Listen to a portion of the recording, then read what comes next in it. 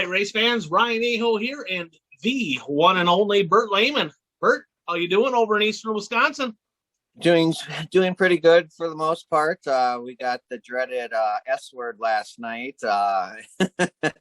We got a little bit too, a couple inches. Well, not a couple inches, but we got more than I wanted. Let's put it that way. And we got we're in the forecast is the dreaded R word for a lot of rain on Wednesday. So it's still 2 weeks, less than 2 weeks away, but I don't know if the openers are going to happen over on this side of the state when they're supposed to happen. Cedar Lake's supposed to open up this weekend. I'm not real optimistic yet, but they haven't pulled the pin quite yet. I know that Webster City for the USMTS, of course, they already pulled the pin for the second week in a row. Just not going to work out down there. But up here in northern Minnesota, we kind of want rain right now because we still got a pile of snow on the ground and the frost is really deep. So we need to get some rain to help get that snow dissipated, right, and get the frost out of the ground. And then once that's all done, then we don't need any more rain. Then we can get the racetrack ready and go racing. But episode 123, of course, brought to you by Dirt Track Supply, Watertown, South Dakota, home of the Aero Chassis. Of course, Trevor Anderson was down at the Bristol Dirt Nationals, ran really well down there, was on the podium one night and finished in the top 10 in the big show, ran pretty darn well, had a little bit of bad luck, but overall a pretty good experience by our northern guys, especially Trevor. And here's the thing, if you need parts, racing season, like you said, Bert, it is right around the corner. And I talked to some people down in South Dakota today. They said, we got no snow. We're about ready to race, right? Season's still a few weeks away down there, but they don't have the snow. So they're about ready. So get your parts, get your tires. I think tires are coming in. Get the things done that you need to get done. They do bodies. They'll do anything you need, fabricating-wise. They take care of a lot of people. And, of course, you'll see them at the racetrack at multiple tracks in the area. Dirt Track Supply, Watertown, South Dakota. So one thing I want to touch on first again, Bert, is we've been talking about this. I had some people message me, and we have the One to Go Show challenge, right? And this challenge goes out to the race car drivers.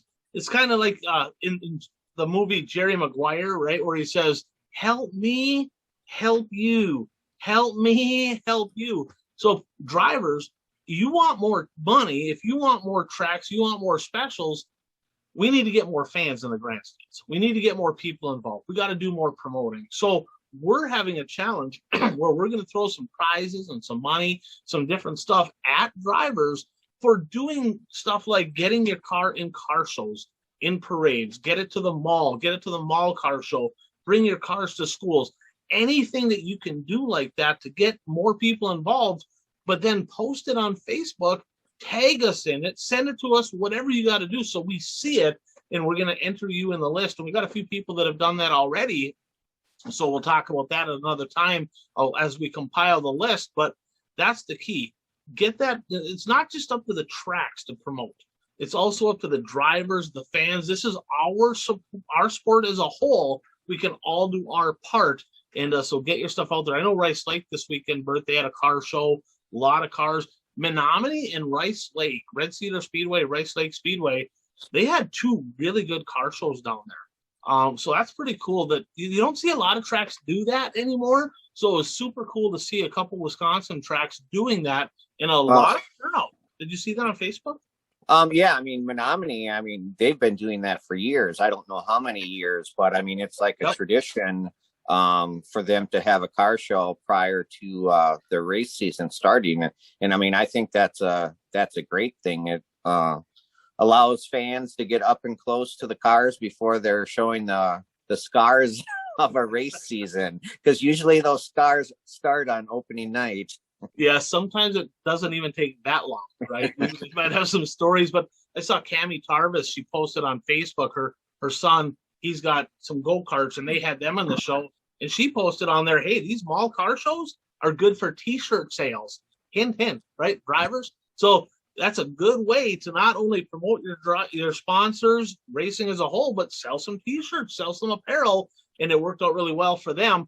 But I had a fan of the show, a friend of mine. He messaged me and he goes, Ryan, understand things are different now. he goes, there's two words that describe one main reason why some drivers are like, I'm not bringing my car anywhere near a car show or a mall. Bert, do you know what them two words are? Does it have something to do with theft? Camera phone. Camera phone. So what he said is nowadays, all it is a couple pictures, right? And you might be doing, and not that people are cheating or whatever, but every once in a while people are doing a couple different things or whatever, and they're trying to gain an edge. Well, they don't want everybody and their brother seeing that, right? And how many times we've heard stories about late model teams, people taking pictures and videos underneath the car. You'd be surprised. You can pick up some stuff. Now, I kind of laugh. Go ahead. Well, I was just going to say, I mean, I've seen this happen where a team is getting their car ready for a show, you know, where it's going to be out to sea. So they moved the bars around to where they wouldn't normally be. Absolutely. And see, we used to do stuff like that all the time, right?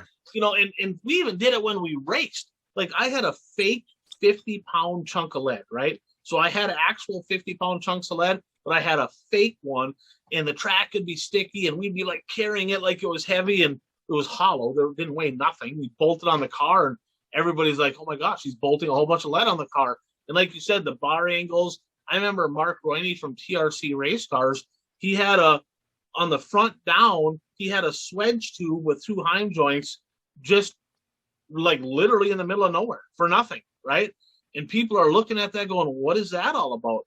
I've seen people, I think it was Jerry Green, had a box around his carburetor area with a brake line kind of running out of it, like it looked like, he's like, oh, it's nitrous. And he had it kind of running back to a tank, and it was nothing, right? But just as a, like, you know, basically getting people talking. So you're right. That's a perfectly good way to mess with people. But if you're going to be changing the bar angles, you got to remember that where the bars were, there might be scuff marks there. So you got to either spray paint the whole thing to make it look even, or do something. Otherwise, they'll figure it out.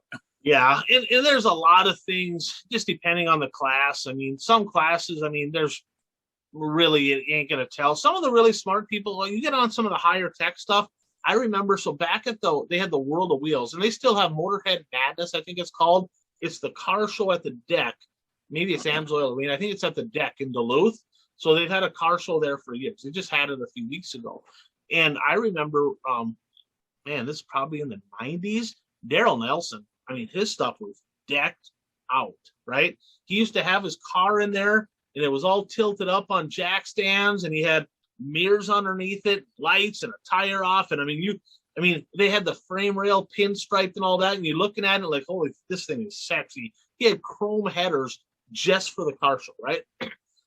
Jimmy Mars would have an absolute heart attack if he did that now.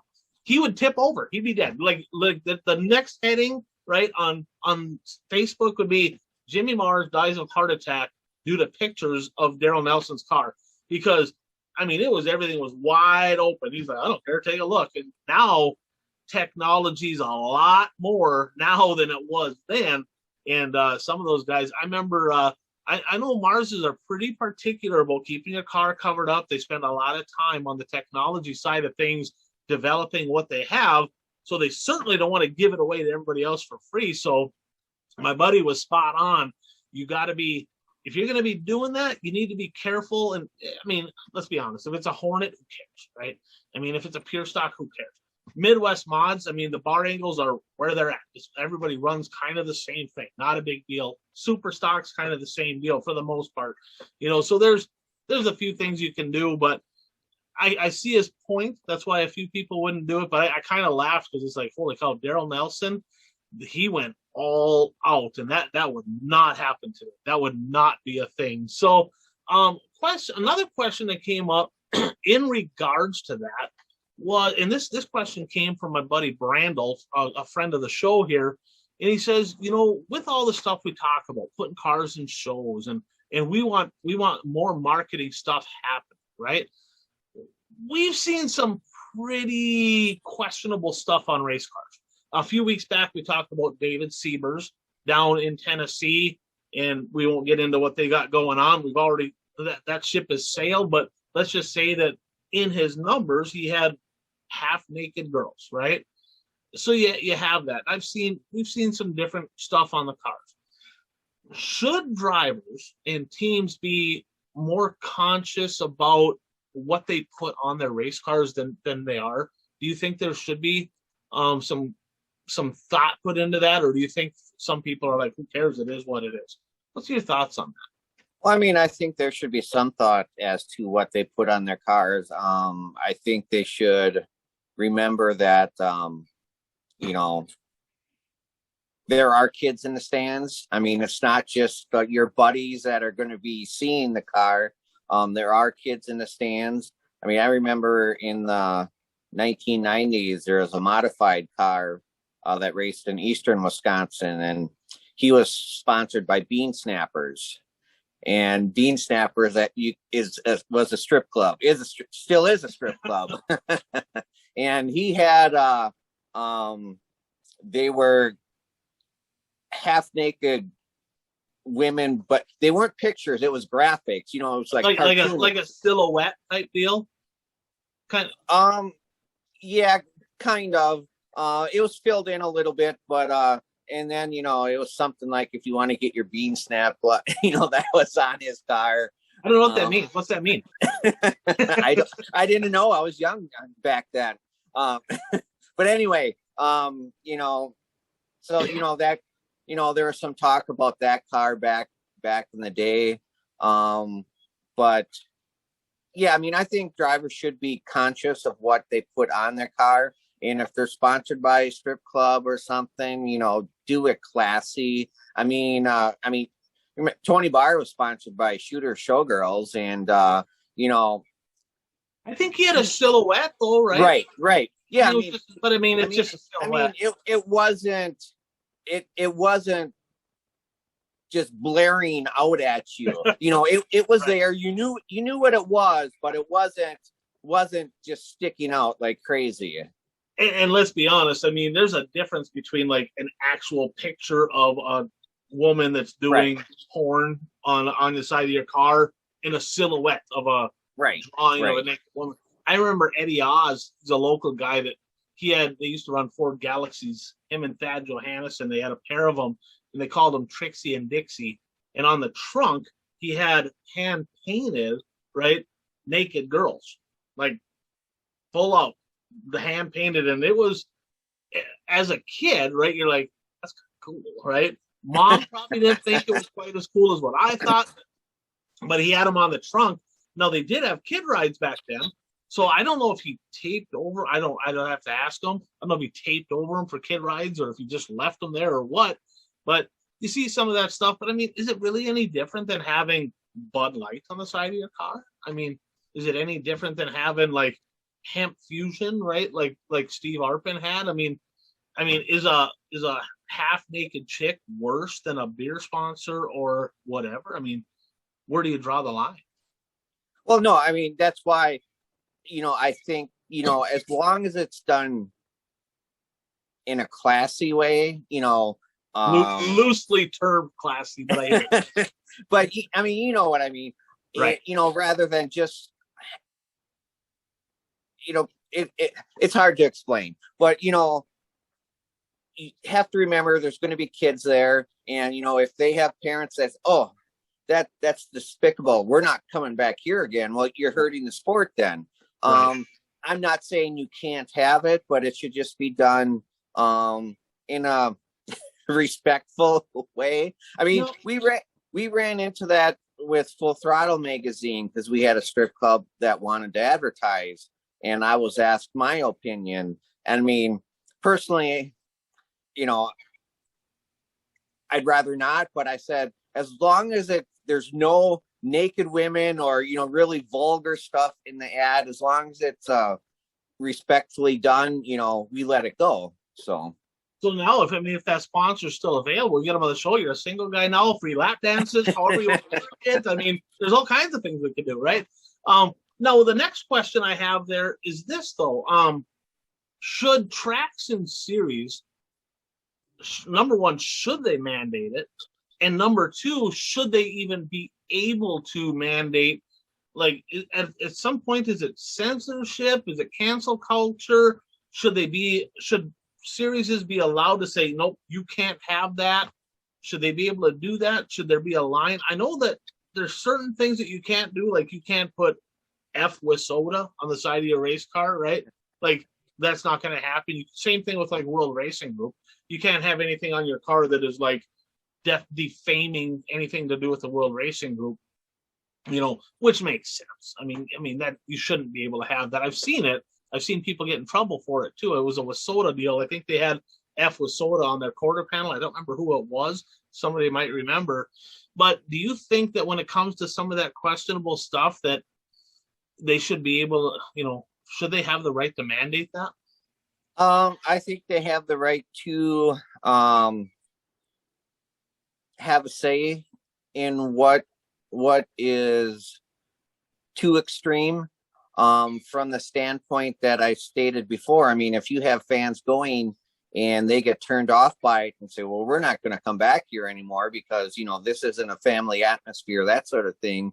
The promoters, they have to have the right to be able to, look out for themselves. Now, I know, you brought up the censorship thing, and I don't feel it's censorship, because you have the right to put it on the car, but that doesn't give you the right to race it at a private facility. I mean, you can build your own racetrack and race it all day long if you want to. That's when I was the editor of a couple of newspapers. I would have some people that would write letters to the editor, and if we wouldn't run the letter, they told us that we were censoring them, that we were taking away their free speech rights. And no, we're not. You're free to start up your own newspaper and put whatever you want in it. It's a private company, so they have the right to. Now, I don't know where that would stand. Like if the track is a county facility, I don't know if they would have a right. Well, I mean, typically if it's a county facility, somebody owns that lease, right? Right. So it's still ran by a club. They still own that. Yeah, true. So, I mean, none of us want to see cancel culture. We don't want to see that. But, I mean, right. We're trying to grow the sport. So common sense needs to come in at some point. And I get it. Some people are just like, I don't care what anybody says. I'm going to do whatever. Well, yeah, you can do it, but there is consequences. But we're trying to grow the sport. We're trying to get kids involved. We're trying to get families involved. I agree. I think there's got to be a line. I mean, I think it should be a little fuzzy, but I mean, it's got to be way off the cuff. I mean, before you start canceling. Speaking of that, one last thing on that, and I don't know a lot of details here. Pete, actually, I was talking to Pete a little bit ago, and he says Brent Marks over at the last race, Devil's Bowl in Mesquite, Texas. I was something on Facebook, and I couldn't find it. Maybe one of the fans has it. They can share it on our page. But it sounds like he either had Hoosier taped over on the side of his car, and like they have the Hoosier neckband when they win the race. From what I understand, and I turned it off after the race. Like I didn't see this part, but from what I understand, he like would not wear the neckband and he taped over it. Well, I looked at his page, and he was kind of hammering on Hoosier a little bit over the last week about just the massive increase in tire prices for some of these sprint car tires. So it kind of makes sense that he probably does that. I mean, when you have a sponsor of a series, a person's got to be careful there. Not that I've never done that. I remember the Hoosier stickers used to be individual letters, right? And we used to take an I out and one of the O's out, and it would say Hoser. And then when the tech guy said, you can't have that, I don't know, the stickers must have fell off, or well, they knew what the hell we did, right? We just did it because we were like, it felt like we were paying too much, what we always felt like we were paying too much, and it's more now. But the fact is, you got to be careful defaming the sponsors. And I get his point, because everybody's sick of what's going on with Hoosier right now, and there's a lot of reasons why. It's not just Hoosier, but it's that's something. If somebody knows more info on that, post it on the page. It'd be interesting to hear. The only taping on tires that I'm aware of that I've seen was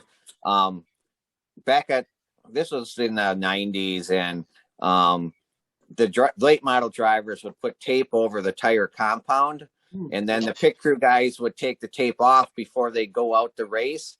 And then when the race was over and they drove down pit lane before they go on the scale, then they'd put the tape back on the over the top of the tire compound. Well, eventually the track said, no, you're not going to do that anymore. Well, another thing that we did is, see, tires used to last longer. Now, I don't know if just like nobody do better, right? Like if that was the case, or if the tires were actually better rubber back in the day and you could run them longer. I don't really know. But I remember like Brad Hansen, he used to like run his tires so long that he would actually paint in like the Hoosier with a paint stick. And then I started doing the same thing because I'd run them for like 2, 3, 4 weeks. And we'd like, we wanted to look cool. Like we had new tires. We didn't have new tires, but we wanted to look like we did. So people would paint in the Hoosier. And there may have been a time or two where we forgot to, paint in one of the O's and the I. So our tires all said Hoser on them. Probably nowadays you get in trouble for that, especially with streaming and all that. That would not fly. That would not be a good thing. But so that's kind of interesting. So somebody, if you have information on that Brent Marks deal that kind of verifies what we're talking about here, because I missed it, post that on our page because I'd be kind of interested to see or tag us in it. So a blast of the past, Bert, brought to you by Impact Health Sharing. So if you're self-employed, if you're a farmer, if you're a family, if you're paying for your own health care, chances are I can help you save money. Just today I helped somebody save about $900 a month on their health care. Unbelievable. It sounds too good to be true, right? But get a quote, and then I'll get you some information on why it's so much cheaper. You can go to any doctor. There's no in-network type of stuff. So if you're looking for healthcare, if you're paying too much, shoot me a message, shoot me a text. I'll see if I can get you a quote, get you some information. Maybe we can help you out. But episode number 123, Bert, I know you don't have a 123, but I do. Gary Solom, Rice Lake guy, and he ran in the street stocks and in the super stock division. And I actually got a picture of his car in a mall back in the day, one of those Rice Lake Mall car shows. I'm guessing that's where it was. I don't know which mall, probably the Cedar Mall in Rice Lake. But Gary Solom, he actually won the 1996 Street Stock Little Dream, the second Little Dream over at the Rice Lake Speedway. Now get this, Bert. Last year, the winner, now you're familiar with the Little Dream. That's one where all the fans keep adding to it. Last year, Tim Johnson got $27,027 to win that deal. Street stock race, $27,000, right? In 1996, what do you think Gary Solom got? 2,000. 1,130. Gary, you're a couple decades early on that one right there. I bet he wishes he would have won that one right now because that was a lot of money. So number 23, Bert, we'll start with you. Who do you got for number 23? I have one local driver. He was a late model driver, raced at Channel Speedway in the 1990s. And, every track has one of these drivers. Well, probably more than one driver like this, where they show up the race just because they love racing. They're not going to win. They're always running in the back, but they're there every week.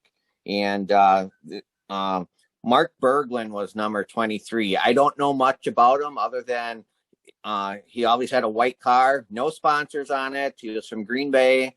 And, I don't remember him ever winning a race, but, he was at the track doing what he enjoyed doing. So, you got to give those drivers a lot of credit. Well, racing would be awfully boring if you had the three top guys and nobody else, right? So, everybody's just as important as the next guy, regardless of what we all think, right? But the fact is, racing doesn't happen if you don't have a little bit of everybody there. So pretty cool story. Who else you got?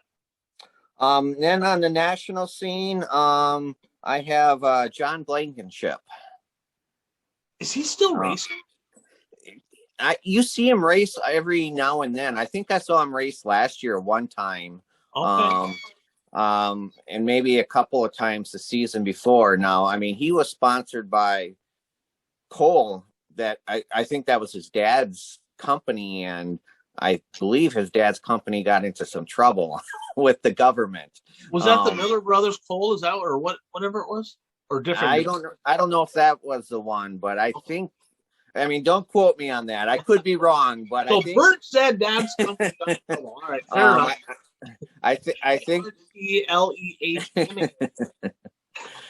So, but yeah, I mean, he had some good runs. You know, he won at Eldora more than once in the big races. Yeah, it'd be interesting to see. I haven't heard his name for a little while, so I don't know if he's racing anymore, but he got after it pretty good. So I got a few 23s myself. I'm going to start with a guy from over in Wisconsin, the late Keen Loxon. Ran a super stock. He ran a late model, passed away several years ago now, probably 10 years ago, maybe, at the age of 46. Lou Gehrig's disease got him. And I know he owned Stone Lake Oil. And one of them guys that just had fun racing, positive attitude, not maybe like I was when I was racing. He was a little bit more happy-go-lucky than I was. Sponsored a lot of people with his Stone Lake Oil sponsored series and events. And kind of a neat story, TJ Adams, one of his close friends, he worked there. He still fields a late model once in a while. He has one going to be out again this year. Well, he jumped in Keen's late model the day after Keen Loxon died, right? Won his first feature. Kind of got a gift, it sounds like. A couple cars got together, capitalized, drove away, but he got his first ever late model feature win at the Superior Speedway at the time, Superior, Wisconsin, and kind of a neat deal. Sounds like he was wearing Keen Loxon's suit, Keen Loxon's helmet, so kind of a pretty neat story there. So Keen Loxon is the first one. And then another guy I have, this guy hasn't raced in a while, quite a while, but Ryan Music. Do you remember that name, Bert? So he was a modified driver mostly. He did run a late model. I don't know how long. I don't feel like it was very long, but the 87, 88, and 89 modified champion at the Viking Speedway in Alexandria. He was really fast over there. I remember he always had really sharp looking equipment, and kind of got a neat picture I'm posting here. Kind of, we talk about fan interaction and doing fun stuff. I got a picture I posted here, Bert, of him, and I don't remember who the other driver was, but they were tricycle racing, like big tricycles down the front straightaway. Kind of a neat deal. Viking Speedway, you're going to have to bring that back, because that picture is pretty cool. I think that kind of stuff gets a crowd jazzed up. So Ryan Music's another one. And then another guy I have, this guy here has been a staple in the racing community for as long as I can remember, Gus Omenson. So Gus Omenson raced for many years. He ran super stocks, he ran modifieds, he had a stint in a late model. Couple things I remember about Gus. Probably get in trouble for this one. The first thing I remember is he barrel rolled down the front straightaway and literally landed where the pits are now, like way off of turn one. He cartwheeled hard. I don't remember if he got hurt in that deal. I couldn't have been, I don't think I was even 10 years old, but he tumbled hard. I asked his wife if she had pictures of it, and they didn't have any pictures. She's like, Gus remembers that. I'm like, I suppose he does, because he tumbled freaking hard. The other thing I remember is, remember the story I talked about with Ron Jones rolling over to start the super stock race at Proctor in my dad's car, and then he won the race? Well, yeah, Gus, I kind of remember you talking Gus about was that. A flagman for many, many years. And I mean, all the way back, this was 1982. So Gus was flagging all the way back in the early 80s. I mean, I don't know when he quit. I mean, sometime in the 2000s. But when he rolled over, they had a flat tire in the back. And at the time, they had the rule where it was a red flag. So it was an original restart because it was on the first lap. And on a red flag, crew guys could go on the racetrack and work on a car. So they all went on the track. And I remember, and I don't remember all the details, right? I'm a little foggy because forgive me. I was 82, so I was 8 years old. Okay. But I remember this, that Gussie wanted them to all, you can't work on the car, get your car in the pits. We're going back to green. And I remember my dad either pushing him or maybe holding him up against the fence or something along those lines and pointing at him. And basically the words came out, if our effing car is getting off the track, that other guy over there is getting off the track too. And if he ain't leaving, we ain't leaving. And he's like, all right. Gussie's not a very big guy. They let him go. They lifted the back of the car up, changed the tire. Ron Jones went on to win the race after rolling over. So I remember that. But Gussie's been involved with a lot of stuff on the board at the Proctor Speedway forever. He's one of the, I don't know, it's kind of a managing group at the Gondik Law Speedway in Superior. He's one of those. He's been a WISSOTA board member for as long as I can remember. I mean, like, I don't think he was one of the first ones, but he's been there. He's got to be the longest tenured WISSOTA board member. He takes care of the scheduling and some of that stuff. So Gus Olmanson, a guy that's been heavily involved with dirt track racing for a very long time. Another one I have over here, local guy, number 23, Terry Samsa. And I know you're like, I don't know who that is. Puka would know because he's a Chisholm guy. Literally lived a mile from my dad. Got a picture here, 1990, super stock win over in Bemidji, ran a hobby and a super, actually bought my dad's car. My dad had a 6-cylinder. They converted it to supers right before WISSOTA super stocks happened. And then Terry Samsa bought that car. That was his first super stock. So I remember him. And Dean Hobbs, Cedar Lake guy. You remember him at all? No, I don't. So back in this would have been the mid to late 80s. I think it was a CLS, super CLS late model. I don't know what the name of the class was, but almost kind of like a super stock. He was fast on there, won a bunch of races. He came up to the Hibbing Raceway. I feel like it was a Labor Day in the 80s, and I think he popped a drive shaft, broke his arm up at the Labor Day shootout in Hibbing. So I was pretty young. I don't remember the details on that, but I remember him coming up. I got two more. I got one more here. This name is just cool. It rhymes with a really cool name, but Jim Reho kind of rhymes with something. I'm not really sure what, but I always kind of took a liking to this guy because his name sounded like mine. I'm like, I'm R-A-Ho. He was Reho, kind of like we're related. We're brothers, but he ran a street stock and a Midwest mod. Don't remember a lot about his racing career. We were starting around the same time, I think.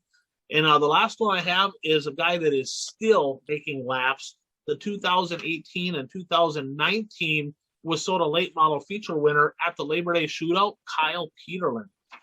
And of course, you've heard that name. Yeah. And Kyle's dad raced for many, many years. Kyle's grandparents, Cobb Cook Grocery, sponsored a lot of race cars, heavily involved with racing, and I had a lot of fun with Kyle. He ran, I guess, my last few years of super stocks. He was in a super stock, and we traveled together. I think that would have been 06. We used to go to Ada, and we used to camp out, and we'd play cards all freaking night after the races, and we just had a really, really good time traveling together all year long that year. But Kyle Peterlin, a guy that still gets after it, very, very fast in the late model, track champion over at the Grand Rapids Speedway this year. So, Bert, let's jump into the next segment here. The National Recap, brought to you by Brad Parson. And Brad Parson offers soil and egg solutions. This is a time of year. I mean, they're probably in some areas already planting, right? So he has solutions for you that can increase your yields and increase your profitability. They've done a lot of testing, great track record, 15 years in the Dakotas, in Minnesota, and farmers, give him a shot. Support racers. He's part of the racing family. Support him. Get a hold of Brad. His number's right here, and get some of his products, and maybe not plant the whole field right with his stuff, but give some acreage a chance with his stuff. And if you like what you see, maybe he could help you make some more money here in this growing season. So Bristol Dirt Nationals, Bert, that was the big one. Over the last 2 weeks, let's be honest, I mean, not as big as last year. We'll talk about that in a little bit, but Bristol Dirt Nationals, I mean, a lot of hype with the XR Super Series, a lot of stuff going on. Let's start with you. What stuck out to you from even over the last couple weeks or this past weekend from down in Bristol? Well, I mean, obviously the money that was being put up for the late models, I got some more of the big names to show up there. I mean, overall, the racing really wasn't that exciting for the late models. I mean, it would probably be better to watch that in person just because of the speed. You don't get the sense of the speed when you watch it on TV. But then you look at the crowd, and not many people went with that philosophy either. We'll talk about that too, right? Well, but Friday was better than Saturday. Saturday kind of trained up, but Friday got pretty racy. The second half of that feature on Friday was good. Yeah, and I mean, some of the drivers were able to make the high side work. Well, Friday night, it was like Chris Ferguson had a rocket in his car late in that race. Larson. And yeah, Larson too. I mean, I remember Ferguson just passing somebody on the outside, and he was gone. Right. And some other things. I mean, Madden definitely made the right decision by racing that, and I was surprised by the lack of performance from Superman. I mean, he led after 2 races, but I mean, he had to really work to get the points lead in those first 2 races, and then he just didn't show too much this past weekend. Didn't he DNF one? He DNF the second night. Right? Yeah, his car was smoking, so I'm assuming there's something with an issue with the engine. Right, and he's starting to get a little racy there. I mean, it's not like he was terrible, but yeah, he wasn't the Superman that we would expect. And his problem was he qualified poorly. I mean, at Bristol, you have to qualify well, and you know who qualified well? Ricky Weiss, right? I mean, we talked about it last year. He couldn't qualify the last 2 years. He couldn't qualify at all, right? Literally, qualifying was killing him, right? Absolutely killing him. Well, I heard Vic Hill built him. He had big thunder underneath the hood. From what I heard, biggest cubic inch engine that ever came out of Vic Hill's shop was in Ricky's car, which obviously was a wise decision on a big half mile with some grip on it. But he qualified well. He started in the front of every single heat. And did he win all the heats? I don't know. Well, I mean, didn't he start on the front row of every feature? Yeah, so he must have won every heat. Right. So I mean, there you go. I mean, and that tells you right there that in super late model racing, if you qualify well, you're automatically in position to have a shot at winning, because that'll put you in the front of the heat.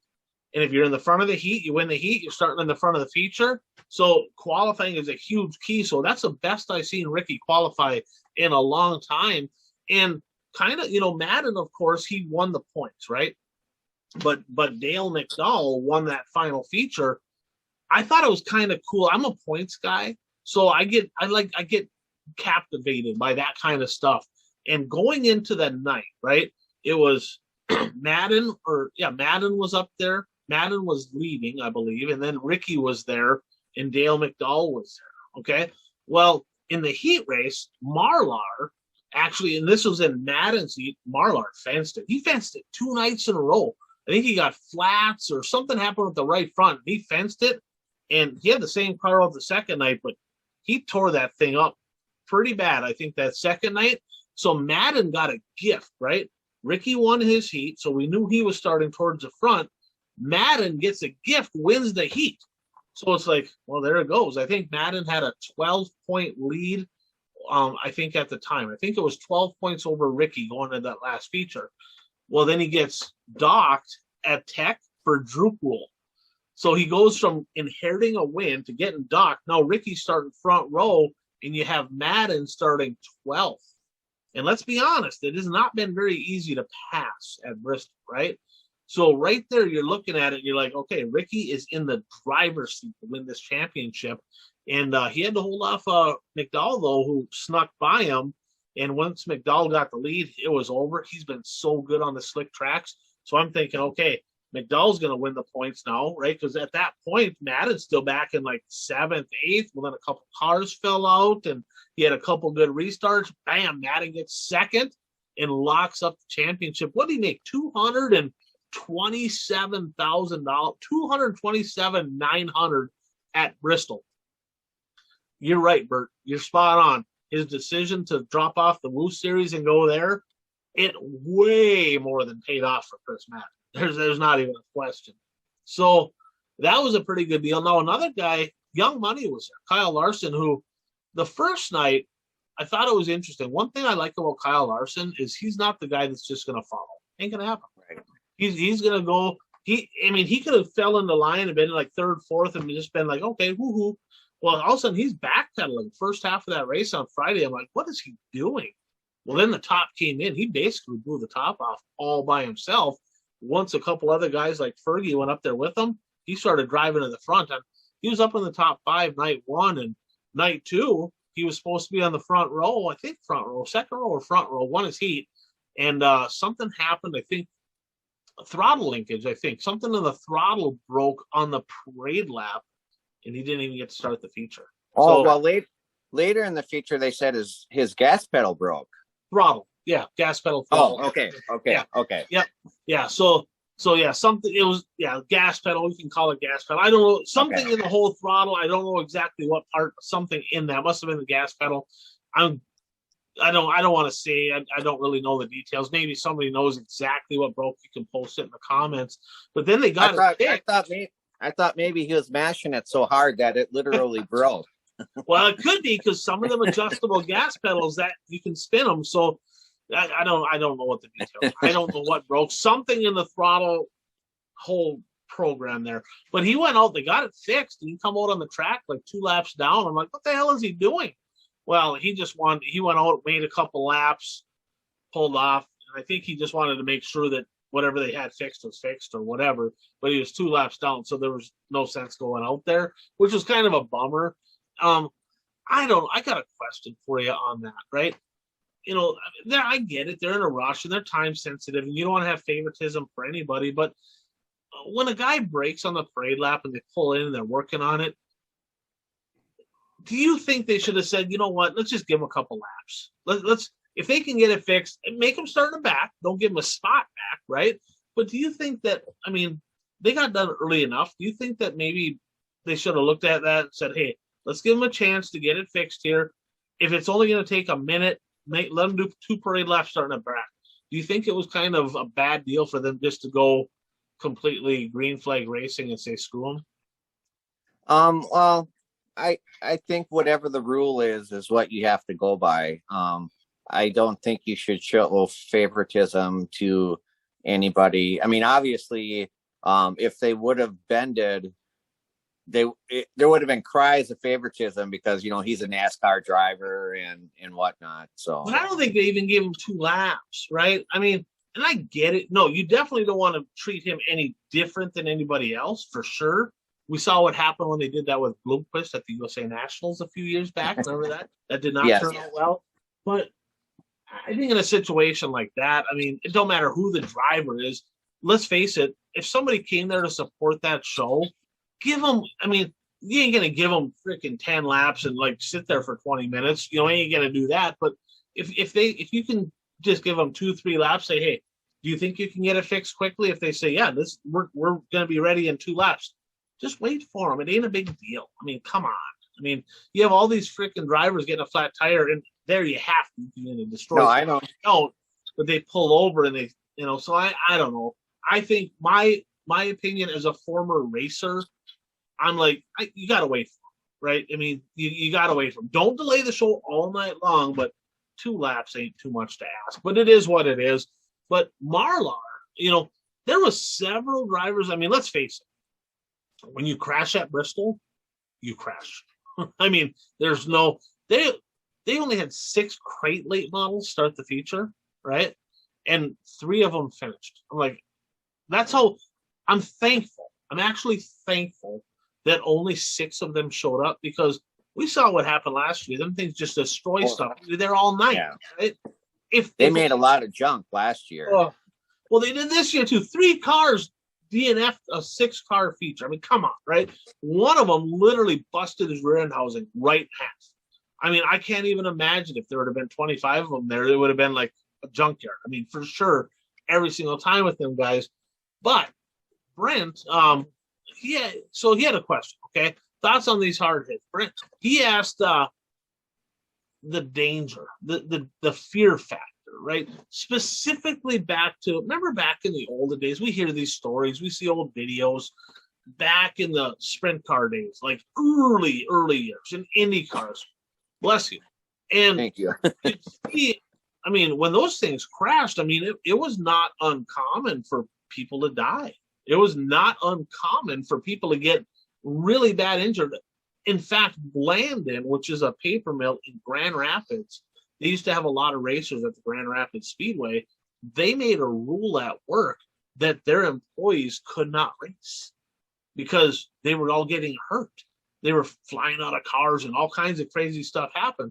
So you think to that, and what went through the mind of some of these drivers? I mean, when they knew if you got in a crash in an Indycar back in the day, or even now, hey, I mean, it's not out of the question that you're going to die. I mean, it's possible. Back in the very early days of IndyCar racing, they didn't have a roll cage. I mean, you see some photos of those cars, there's no bars above their heads, and it's all open above their heads. I mean, I've actually seen a picture, you've probably seen it too, on where there's a IndyCar up in the air and the driver is flying out of the car.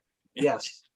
I mean, IndyCar racing is still very dangerous, but it was very dangerous back in the early days.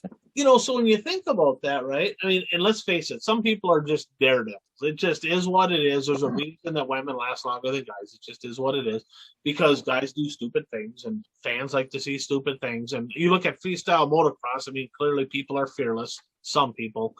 But when it comes to Bristol, do you think that some drivers just didn't go because they had that fear factor of like, I'm going to destroy something, I could get hurt, hard crashes? Do you think that fear factor keeps some people away from a big track like Bristol? I think so. Not necessarily, because you have to be able to live with fear if you're going to be a race car driver. So I don't necessarily think the fear of being injured at Bristol is what keeps them away. It's the fear of what it's going to cost, what the impact it's going to have on their pocketbook. Because if you hit the wall there, you're going to destroy stuff. I mean, chances are that car will never be able to be raced again. Right. It's kind of like the old Cole trick. I'm more afraid of being nobody than I am of being hurt, right? So as a racer, I literally never thought about that, but I've talked to guys, right? I know drivers, Rick Canada, he mentioned he went down to Florida to Volusia, which Volusia's fast, but it ain't Bristol. It's not as fast as Bristol, right? And he's like, I mean, when you're a Hibbing racer, Hibbing's like a big quarter mile. They call it a 3/8. It's a quarter, okay? It just is what it is. It's shrunk over the years. Look at pictures. That's where he's raced his whole career. Then all of a sudden you go to a big half mile and you're going way faster than you ever got. He's like, I'll be honest, the first couple nights I was out there, I was nervous. That's kind of normal, right? So I think that if you're not used to that can be a little bit intimidating, especially last year. They saw the cars that crashed last year, so they already had it in their head that like stuff happens there. And here's a story. I mean, I know a late model driver who made his first appearance at Cedar Lake Speedway for the Soda 100 one year, and he would not run the high side. I mean, he did not want to run the high side. He stayed on the low side, while his wife wanted him to stay on the low side too. So I have heard that. Sometimes I destroyed stuff for no apparent reason. It just is what it is. I was never afraid to bring it right against the wall or whatever, but you take a driver that's used to racing on a slow, slippery, dry track to get on a fast track like Cedar with a wall all the way around it. It can be a little bit intimidating. There's no question about it. So I think there's something to that. And let's look at what else we got here from Bristol. I know you only watched the late models. One thing I thought was pretty cool, and you didn't get to see this, but during hot laps on the second night, there was a little kid, I think he was 5-6 years old or whatever. They actually brought him up in the booth, handed him the mic, and they co-announced back and forth, and it was super cool, right? And I actually saw people on Facebook bitching about it. They're like, oh, I'm not watching any more XR stuff because they had a kid in the booth announcing. I'm like, you're an idiot. Like seriously, right? I thought it was cool because Grand Rapids Speedway, I don't know what night it is, but this year they're going to have a night that's going to be a junior track worker night. Well, it could be somebody in the announcer's booth for a race. It could be somebody in all kinds of stuff. it's getting kids involved. That kid had a huge smile on his face. I thought it was super awesome. I don't know who the kid was, but I thought it was super cool. And I got to give hats off to them on doing stuff like that, because I think, you're going outside the box, you're doing something different, get people involved. I'll never fault that. I think that is great. What do you think? Well, I agree with you. You have to get the kids involved because they're the future of the sport. I mean, at Shano Speedway throughout the last 10, 20 years, there's been kids who've had a complete set of flags, and they would sit behind the flag man and they'd wave the same flags that the flag man was waving. And, this last year, they did out of car introductions before some of the features. And, normally the announcers say, starting 20th, and then they say the name starting. Well, and what they did was every driver could pick a young kid, it could be their own kid or, whoever.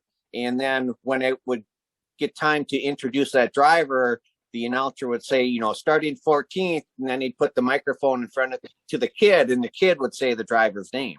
And, some of the kids were really cute, some were shy, and, the crowd was laughing at sometimes. And yeah, I mean, that's all good stuff to get kids involved, get families involved, and that's what you need for the sport to survive.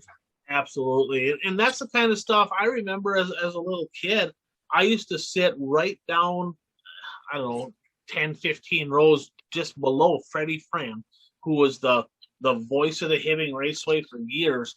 And I would just listen, and I would kind of mimic him sitting there. And he used to come up and be like, Ryan, just come up here. I'll let you announce a race. He would have let me announce a race. And I was scared to death. I was not courageous enough at that point to go up there and announce a race. I kind of regret it. I probably should have. But I remember me and my buddy John Garver, we used to play Matchbox cars, and we'd announce the whole field, right? Like literally trying to announce exactly like Freddie Fran. And guess what? John Garver is an announcer today for UWS hockey. So it transpired. I did a little bit of announcing, right? So that kind of stuff's fun, but getting the kids involved in any way, shape, or form is just a fantastic thing to do. So I got to give them kudos on that for sure.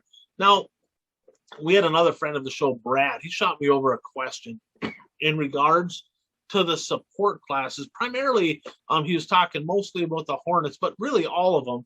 So they had a tiered deal. If it was under 100 cars for any support class, $5,000 to win.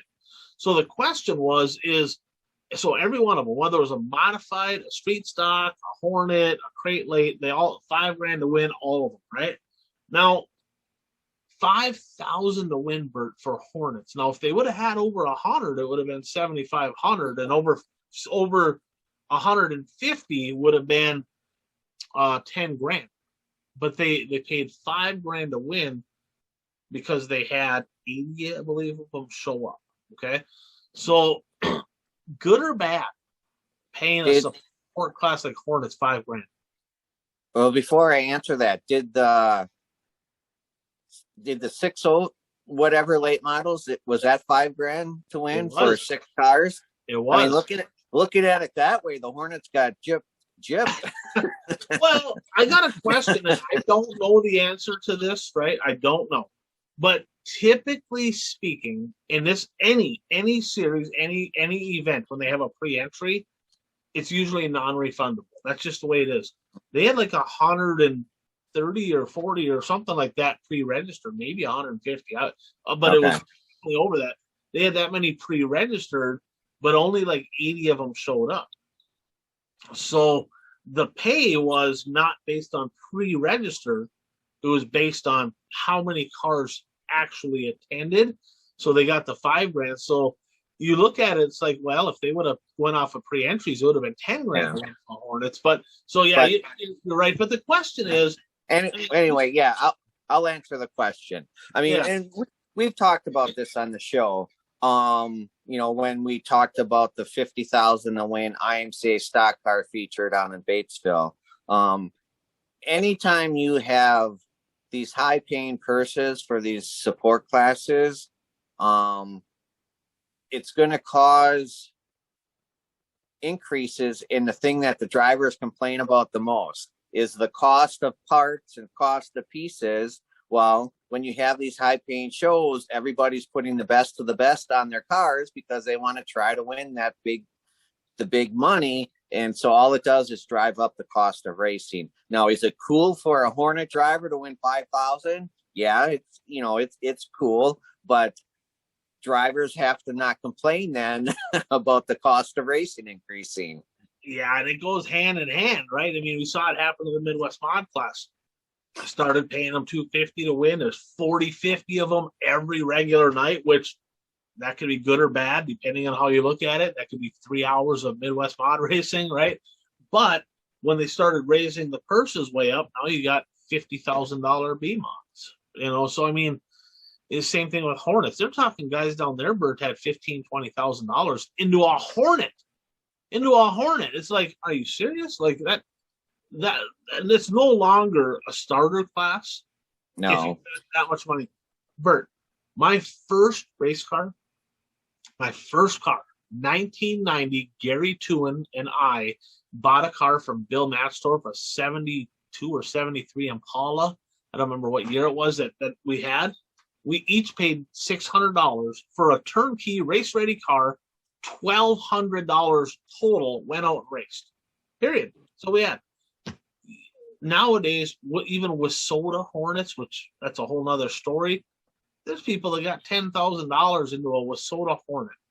How can the average kid that's wants to race? You can't do that. I mean, that don't even make any sense. I mean, so I agree. You gotta. Now, with that said, if they wouldn't have paid that, nobody would have went. I mean, they wouldn't have had them. And quite honestly, looking at how much it costs to go to that event, travel there, and entry fees and all that, I think the only person that made any money was the winner, maybe second place, but third back for sure lost money, for sure. We'll talk about the format in just a minute. So I don't think that high pay for the support class is a good thing. But another question I have is Kenny Wallace. Okay, so he was vocal. Now, if you follow Kenny Wallace on Facebook, he had some comments as far as the Bristol Dirt Nationals. He started with a post, and then he had a video, and now he's had a couple different videos. And to be honest, the first time I saw it, I don't feel, in my opinion, that he was firing shots at XR or Barry. I don't feel that. I think what he was saying, in my opinion, you correct me, you give me your thoughts, is forever and ever and ever, dirt fans have all, and I'm a dirt fan, you're a dirt fan, we've always said dirt way better than asphalt. If they put dirt on that place, it's going to be full, right? Dirt is way better. It's more popular. There's more dirt racing fans across America than NASCAR fans. The empty grandstands at the Bristol Dirt Nationals proved otherwise, right? And I don't know how many people there couldn't have been, with the people in the booth and all that. If there was 2,000-3,000, I'd be shocked. There might have been more. I don't know, but it was mostly empty. So he commented on that. Some people took offense. There was some FKW stuff out there, right? So XR didn't like it. They've had a conversation since now, right? But your thoughts on his comments, Bert? What was your take on his comments, first of all? Well, I agree with you. I mean, I didn't take it at all that he was taking a shot at XR or the event or anything like that. I believe that he was taking a shot at all the fans who always said, NASCAR sucks. I'd never watch a NASCAR race again. Like you said, if you put dirt on it, the people, if you build it, they will come. If you build the dirt track, they will come. Well, they didn't. Then some people made the comment that, pay-per-view. Well, they didn't go there because of pay-per-view. Well, you can't, that's not a valid argument, because NASCAR has a TV contract where people can watch it for free on network TV, and there's still more people in the stands. So it's not, that argument doesn't fly. Bingo. Spot on. I couldn't agree more because, like you said, they don't even have to pay for a subscription to watch it on TV. Right. It's on TV, right? So that does not hold water. But the average dirt fan maybe doesn't have, NASCAR fans maybe go to 1 or 2 races a year, right? Most of them. Mm-hmm. Dirt fans, a lot of dirt fans go every week, multiple times a week. So they're trying to, figure out. I'll be honest with you, it just wasn't promoted, in my opinion, right? I mean, last year, this event was the most heavily promoted event that I've seen. Maybe the Gateway Dirt Nationals, maybe, but this was unbelievable how much they promoted it last year. There was pictures, this guy's coming, and that guy's coming, and this guy's. I mean, it was social media frenzy this year. I mean, it was very minimal. Just maybe the last week or two, a little bit. It's about it. And I mean, it's a week. Well, in this case, it was a 2-week long event. I mean, what portion do you go to? If you're a fan who wants to go there, and I don't know what the local motels and hotels are charging for rooms for this event. I remember watching a NASCAR race though at Bristol, and Bristol was always packed. I mean, you couldn't get a seat.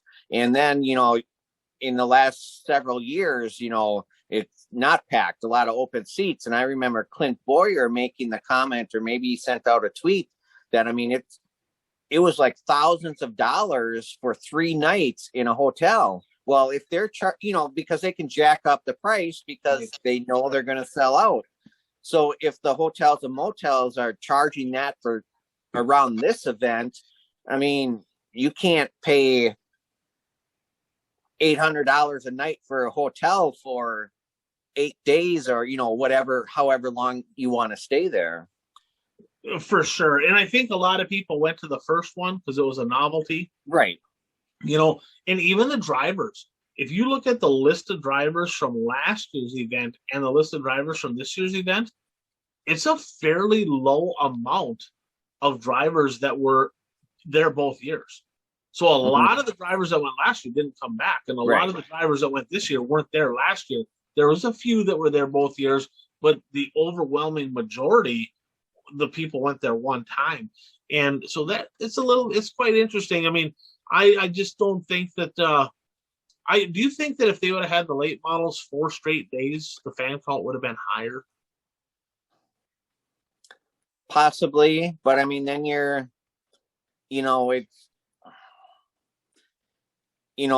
people who travel to go to dirt races are working people. Right. They have a limited number of vacation days. So, if they want to travel to see some races, they have to pick and choose which races they want to see. And I'm guessing that probably some of them have the first week of June set aside to go to a race because that's going to be a bigger event than what just took place at Bristol. Right. And the thing is, you think about it, right? So late model racing in Tennessee is big. There's a lot there's open late models. There's all kinds of crate late models. And the crate late models, they had 7 or 8 in the 602s and in the 604s. And it's like there's a pile of them that are like not too far to drive. Now, so the car counts were way down. Okay, way down. The fan count was down. And I think the car counts were down, in my opinion, as a result of the format.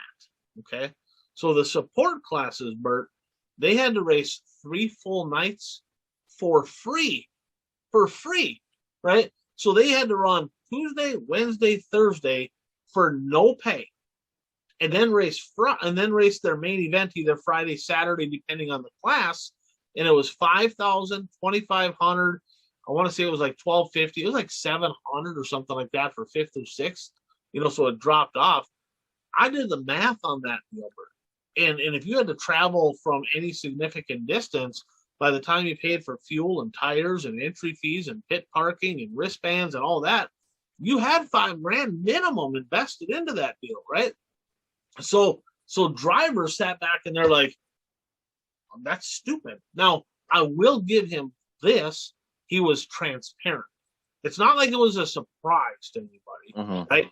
He was he had the full purse, the full format, the full entry fees, everything laid out before people that went made the decision. So nobody that went can complain, well, they didn't pay us enough. Well, you knew that before you were going, right? So that he was transparent there. But that format sucks. It's terrible.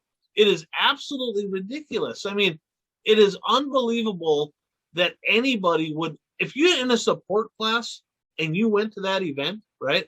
And this is no disrespect to the people that went. The fact is, if you went to that event and you're in the support class, you're either so wealthy, right, that money don't even matter to you, or you got some screws loose, right? Or you're just willing to say it's a vacation and it is what it is. One or the other, okay? Now, so a lot of people go there because it's a novelty. I'm at Bristol. It's a cool. It's a deal. You know, a lot of people are like, "Hey, I'd love to race at Bristol." I get it, right? But it's, you know, you ain't gonna make money.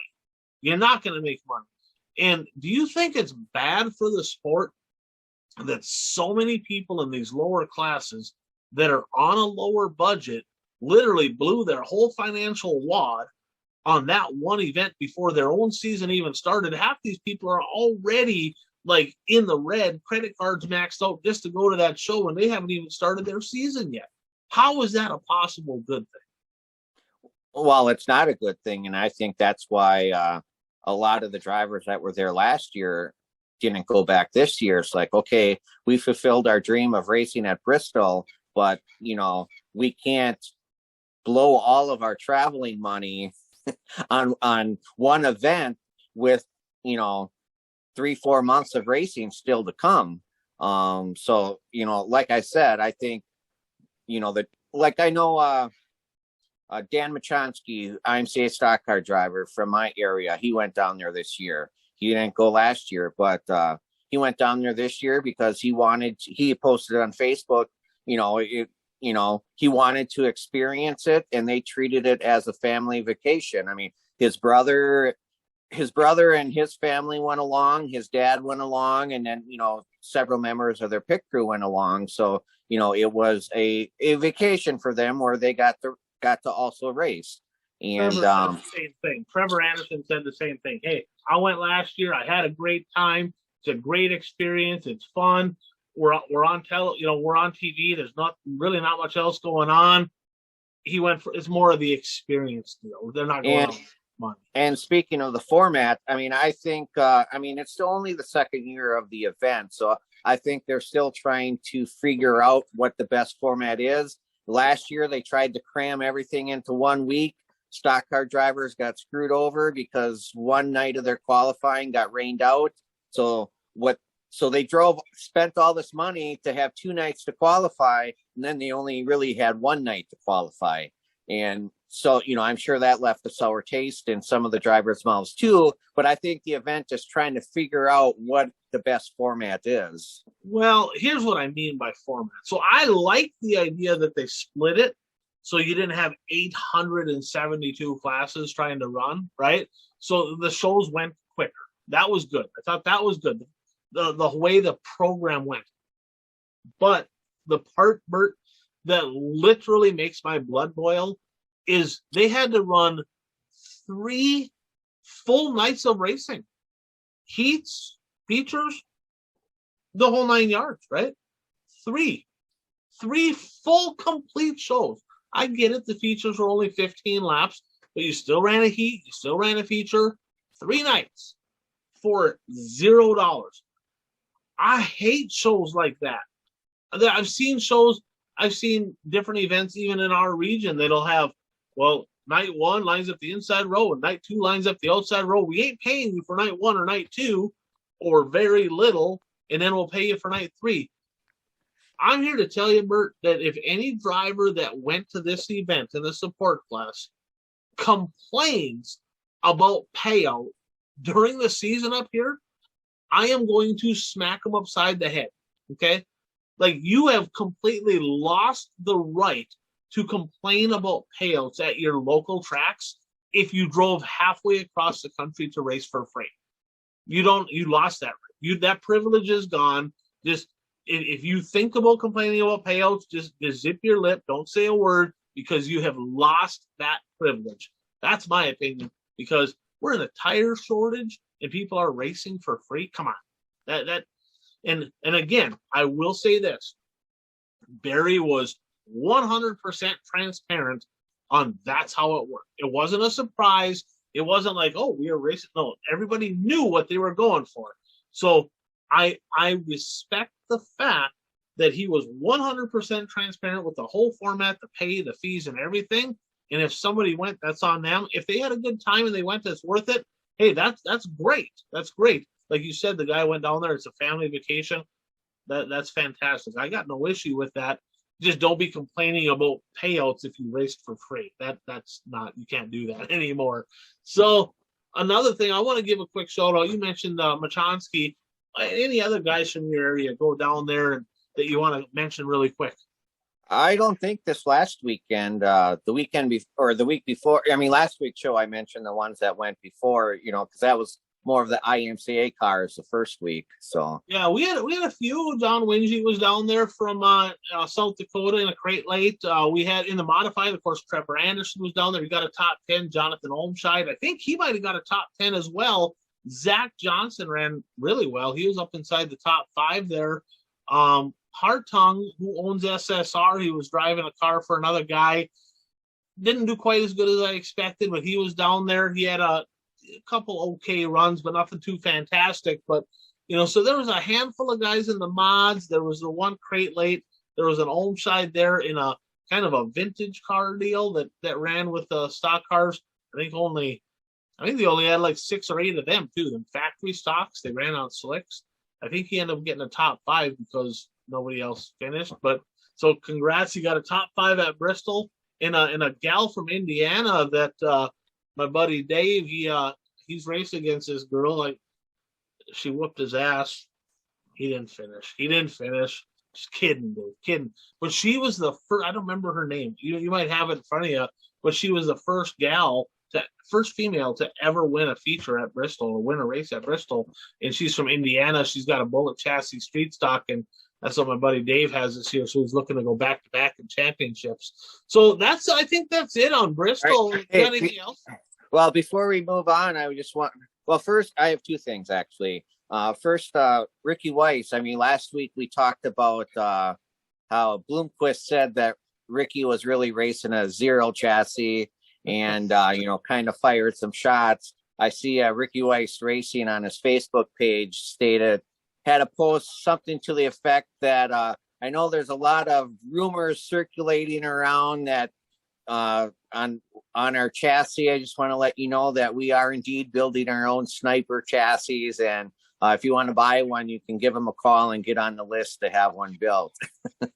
Yeah, so he was firing shots back, kinda, but let's be honest. Dirt late models, they're all Rayburns. They all started as Rayburns, right? I mean, everybody kind of copies somebody at some point. Yeah, he kind of fired shots because I forgot to mention this part of it. He said something to the effect of, I had to start building my own chassis because when I wanted to get them in the past, I couldn't get them. So there is some truth there. There's been some issues at Bloomquist. Speaking of Bloom, he ran good. Yeah, he ran good. I was impressed. He was up in the top 5. 3 of the 4 nights. I should have written it down, but somebody had a Facebook post as to the amount of money that Bloomquist cars won there between Ferguson, McDowell, and Bloom. I think Bloomquist got like 95,000. Well, I know McDowell got 131,800.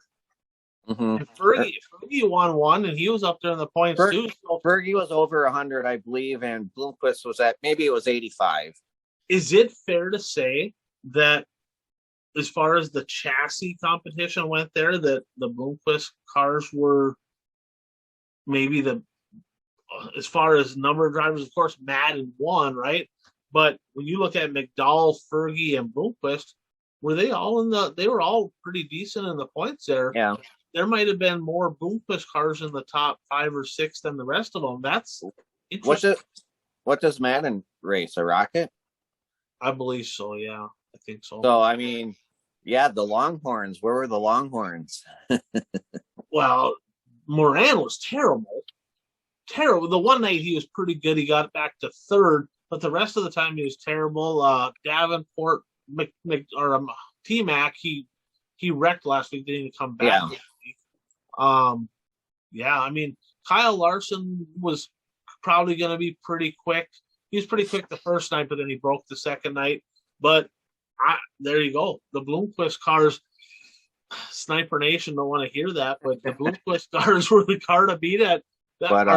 With that said, does that mean with Eldora coming up, they've been good on them half miles, right? Yeah. Do them Bloomquist cars got something figured out on them half miles? Could Bloomquist be a sleeper to win in about a week here at Eldora? Possibly. I mean, he could be, yeah. And once we get to the big race, I mean, McDowell always runs well at Eldora. We'll talk more about him pretty soon. He's been really good. And, I just have one more thing to say. You're talking about local drivers, and this popped into my mind. Did you see on Facebook on Thursday that no, it was Friday, that I think it was TPO posted something on Facebook, and it had his graphics on a late model car. I did. Now, those April 1st. I know. I was just going to say. I'm guessing. I saw that and thought, oh, yeah, it's April 1st. Right. Yeah, so there's a few things that happened there on that April Fool's Day deal. Just like the best one, though, was Mississippi Thunder. They went all out on their April Fools. I kind of got in trouble on my April Fools. Usually I do. I'm going racing, but I help with Grand Rapids Speedway, and I posted on the Grand Rapids Speedway page that we are official tire dealers, and we're going to be selling them at a discounted price, and we have a whole bunch of tires in stock. The track president's phone rang off the hook, right? And people showed up to a shop, and the vendor for the track was pissed off, right? I owe him a beer. Steve Essel, I owe you a beer. Because he was mad. He called up Bob. He's like pissed. He's going like, what the hell are you doing selling tires and giving them at a discount? You cut my. He was mad. He was like literally mad. And Bob's like, it's April Fool's Day.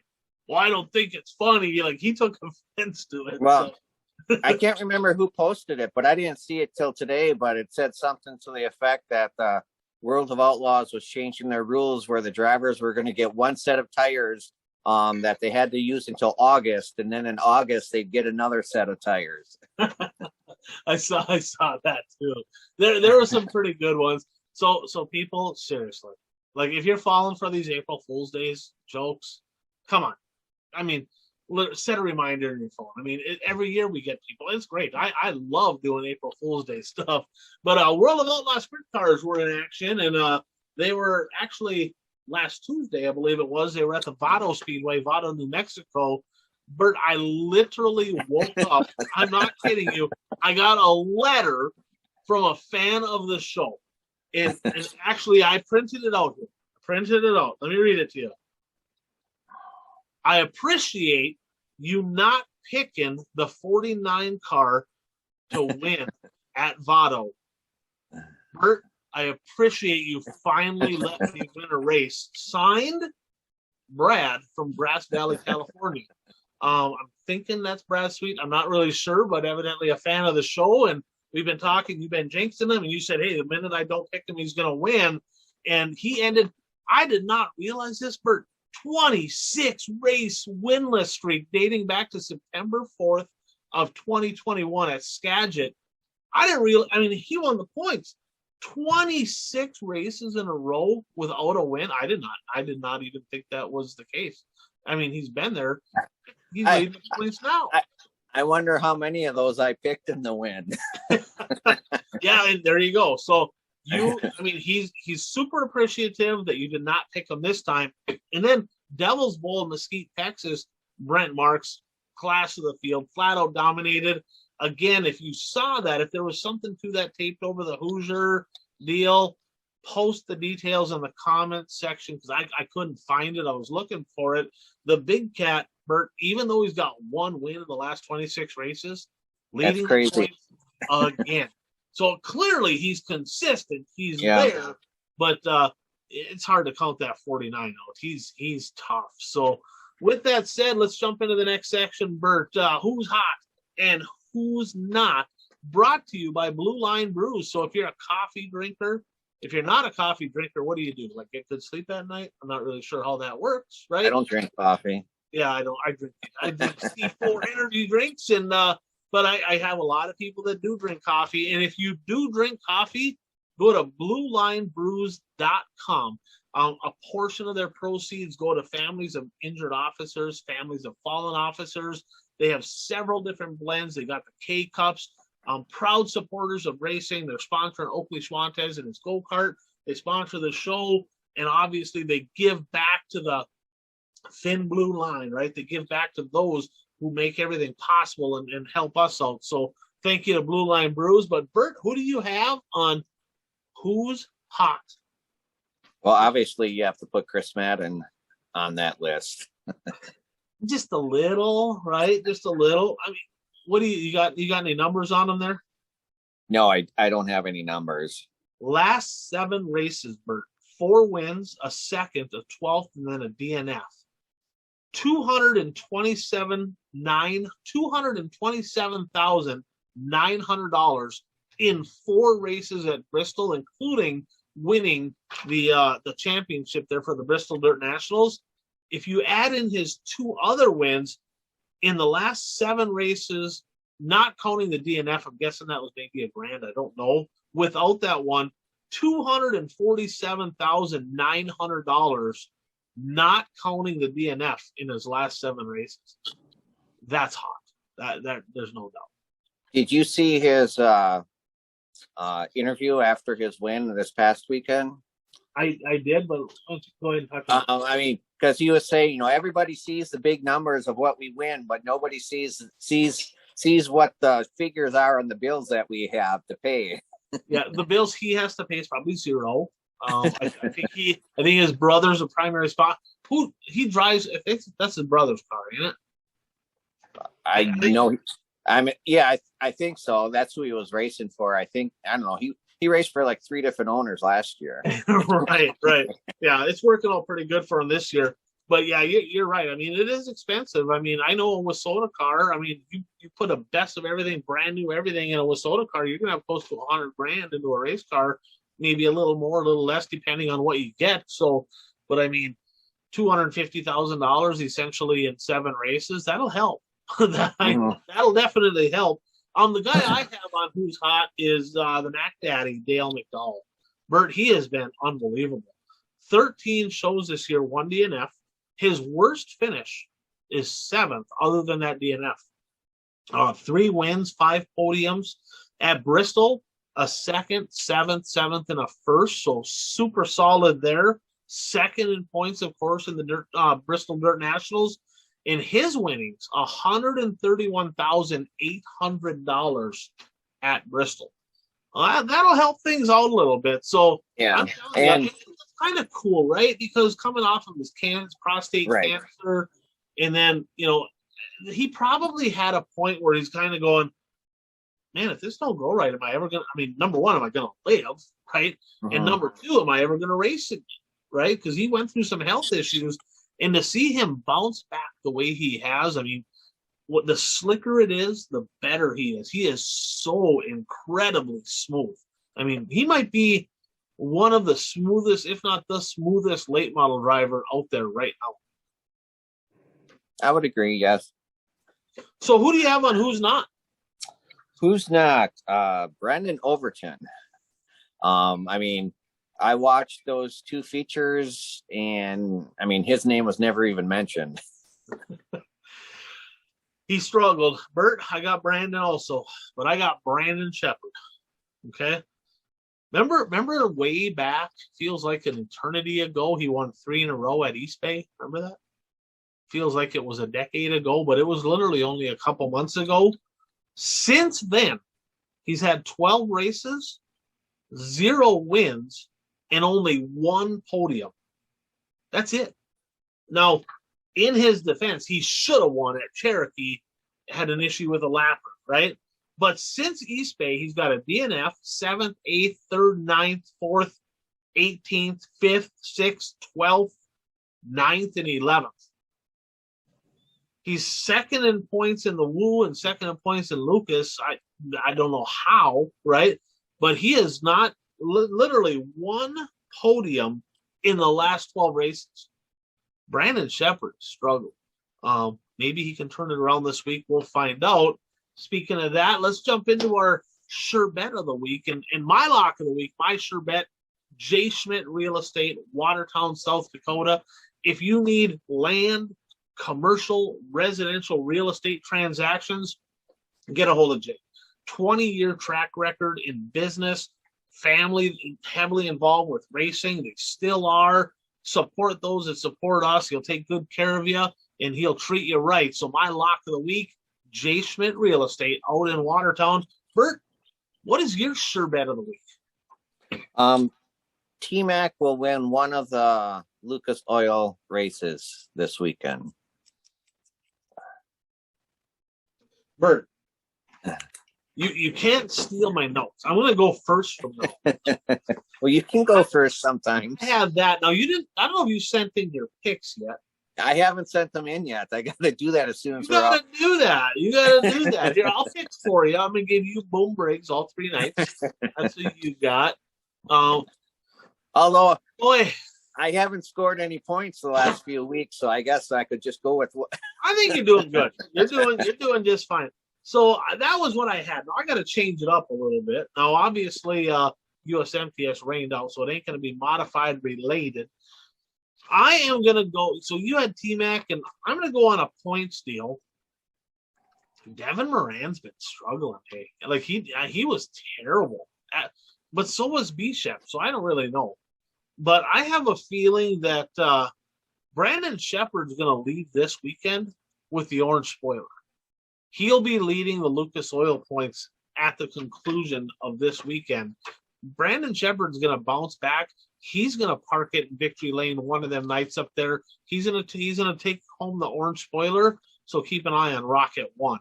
So, with that said, let's jump into the last lap, brought to you by Zuli's Race Engines.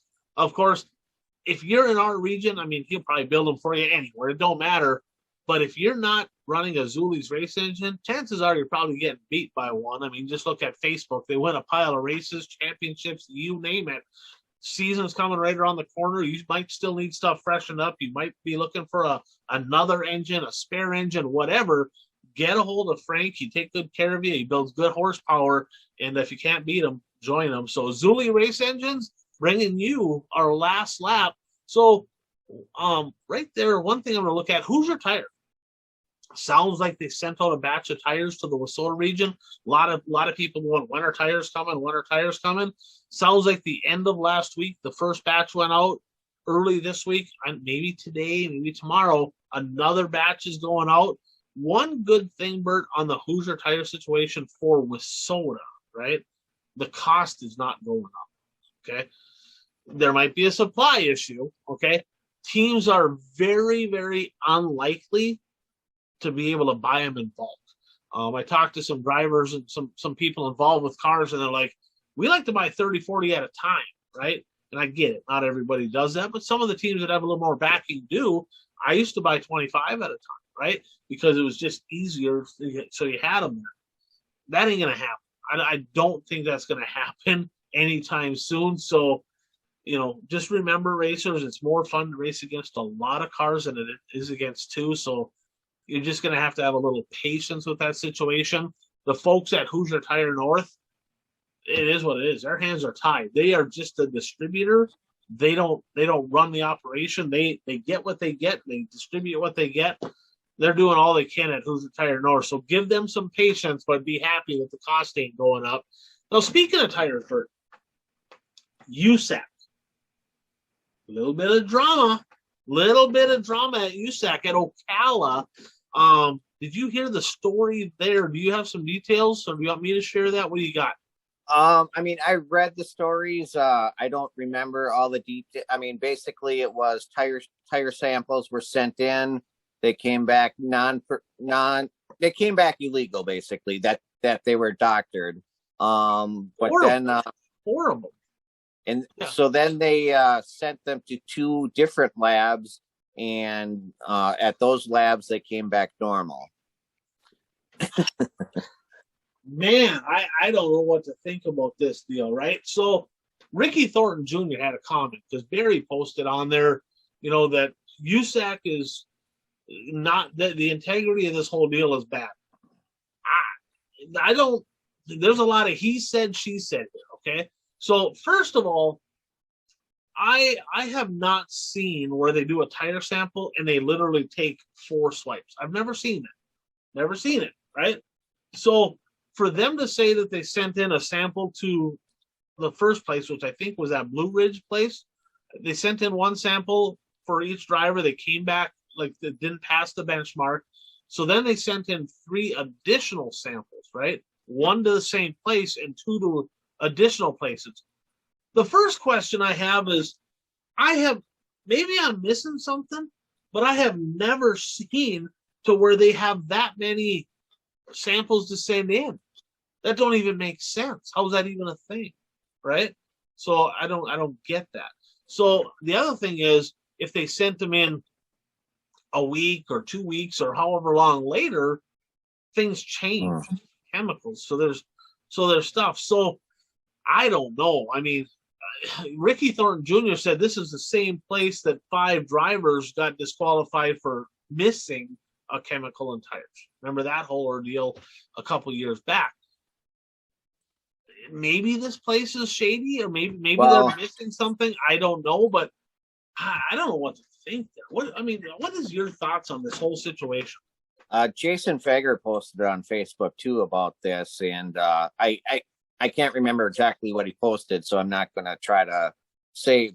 But at the end of his post, ultimately, this is the same company that cost him his biggest win of the season, or his biggest win of his career, the Illini 100.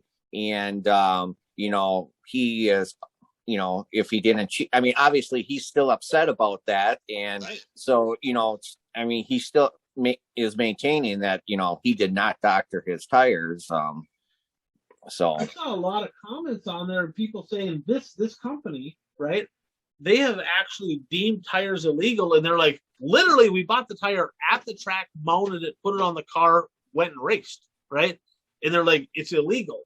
So I don't know. So hopefully they get to the bottom of it, and if that's the case, that company just don't use them anymore, because clearly they're disqualifying people that don't need to be disqualified. On the flip side of that, the perception is there, right, that they let people go. There's 2 teams, the Amati Racing Team and Team Arizona driver Jake Swanson. They posted in the comments on USAC's page that they boycotted, and they're done going to USAC races because they're letting people cheat. I don't know what side to be on in this situation.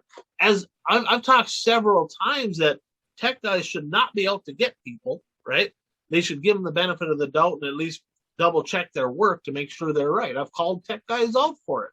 So I kind of got to give them a tip of the cap for, it's kind of fishy that 4 tires came up illegal.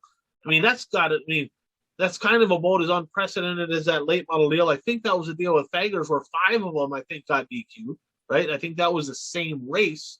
So it's odd to me that many drivers would all be illegal. That don't even make sense. That literally don't make sense. And clearly USAC felt that something ain't right here. I can see 1 person getting caught or 2, but 4.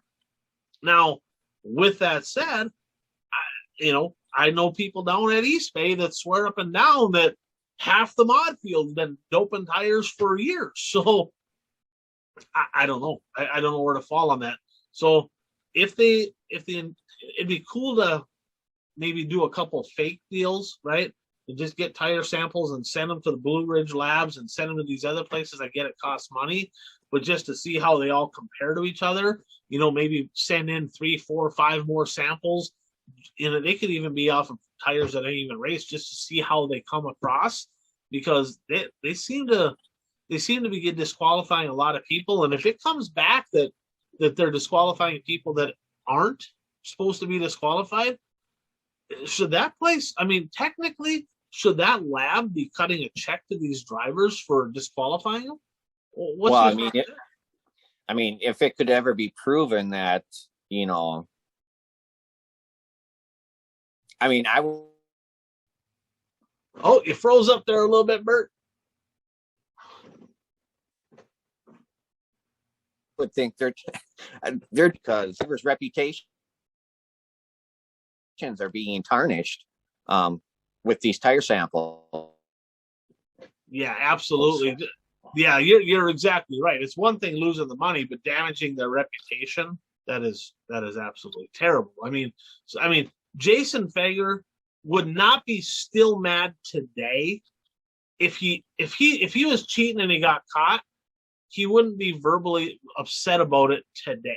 So right. I guess I'm gonna probably on this situation. I kind of got to side with USAC. So, Bert, you're kind of freezing up there a little bit there, buddy. Are you still there? Yeah, you're freezing up a little bit. I don't know if that's me or you. I don't know if that's me or you. Fortunately, you're freezing up a little bit on my end. Yeah, you're freezing up on my end. So we got a little technical glitch here. So let's just jump on to the next section here. You know, current standings and weekly picks. I got the old rod and reel out, Bert. I'm catching you guys. You didn't get any points. Jeff, he's still leading. He's at 31. Puka, who missed tonight, is at 30. You're at 29, and I'm nipping on your heels at 28. Mike is at 9, and we got Brad in the mix now, too. He's joining the fun. This week's picks, 3 Lucas Oil races, the Hillbilly 100 at Tyler County, Hagerstown, and Port Royal. And then the World of Outlaw Sprint Cars, US 36 Raceway, and then the Jason Johnson Classic at Lake Ozark. So 5 races. We're going to have 7. USMTS is canceled. So with that said, Bert, what are you looking forward to the most this weekend? The Lucas Oil races, back to some dirt tracks that are meant for dirt racing. I'm not looking forward to Port Royal. That's a big monster. Yeah, that's a big track. Are all 3 of those half miles? Tyler County, Hagerstown, and Port Royal. Is Tyler County the smaller of the 3? I don't know. If I had to guess, I'd say Tyler is the smallest of them, Yeah, but I'm not. But I'm not sure. positive. But the Hillbilly 100, right? That's got some history to it. So I know that Bloomquist has on his schedule to go up to Tyler County. He does not have Hagerstown and Port Royal on his schedule, but he has Tyler County on there. So I would say I'm looking forward to probably Tyler County, specifically. World of Outlaw Sprint Cars, not real terribly exciting last weekend, but I'm pretty sure they're going to bounce back and put on a good show this weekend. That Jason Johnson Classic is a pretty good race. That's a good racetrack at Lake Ozark, so that should be a good one. So we're going to end with this, Bert. We had another fan of the show, Brent. He actually asked us a couple questions, sent an email. Speaking of watching all this racing, because we're going to be watching plenty of it online, right? But he had a question. He goes, what are in your opinion, if you did a power rankings for the top 10 racing movies of all time, right? Closed circuit racing movies, not like off-road stuff, but I'm talking like racetracks, dirt track, NASCAR type stuff. You know the game, right? We're going to discuss that next week on the show.